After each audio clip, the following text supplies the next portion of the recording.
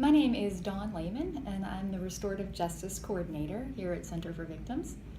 And one thing I know from doing this work is that when people experience crime and violence, the result and the impact of that is unique to each person. And so what people need as a result of crime, the things that they experience, can only really be determined by themselves. And the same thing is really true for juveniles who commit an offense. The motivations for their actions, their reactions to what they do is going to be unique to them. And one of the things that we find when we're responding to crime is that sometimes people make assumptions about the people involved. They make assumptions about their needs and their motivations, and this can end in results that are not very satisfying or helpful for either of them. And so people can actually feel worse about the situation and about themselves.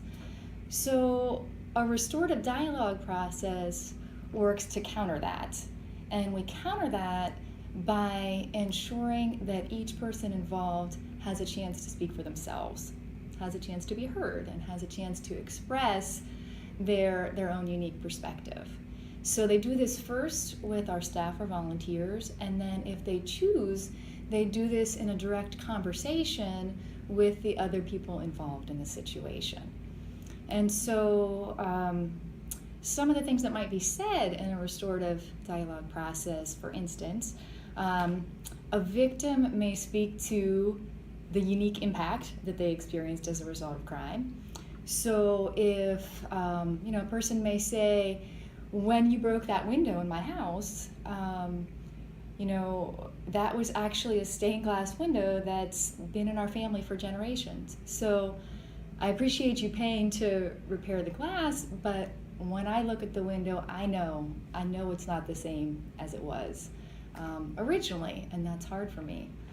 A victim could say, when my phone was stolen, yeah, that was inconvenient and it cost me some money, but the thing I really want you to know is that I had a parent who was sick in the hospital and they couldn't get a hold of me that day, and that was really scary. So they have a chance to express, again, the personal nature for them. As a result of that, then, the juvenile who's committed that offense has a chance to take that in and has a chance to respond in a way that directly acknowledges that experience. So to the extent that it is authentic for them, they can express their remorse, they can express an apology, doing that with the full knowledge of how their actions have impacted others.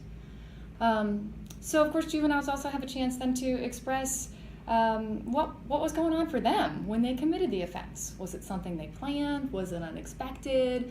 Was it influenced by other people? Did they regret it immediately? Do they understand now? All those kinds of things they have an opportunity to express directly to the person or people that they affected by their actions. So after that happens, a really important piece in a dialogue is for all the people involved to talk about what needs to happen to repair the harm. So ideally, they'll be able to come up with some very specific steps that juvenile can take.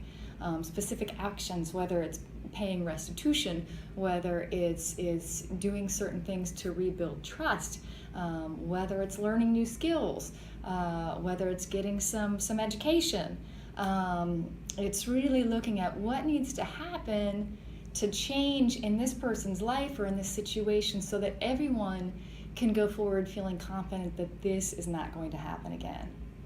So this process I've been describing is what we call victim-offender dialogue, and it can be done instead of a court process, separate than a court process, or after a court process. And it's what we refer to as a restorative justice program because it's focused on repairing the harms of crime within a context of caring and respectful relationships with the people who were directly involved in that situation. So again, victim-offender dialogue is a restorative justice program that we are really pleased that we're able to offer here at Center for Victims.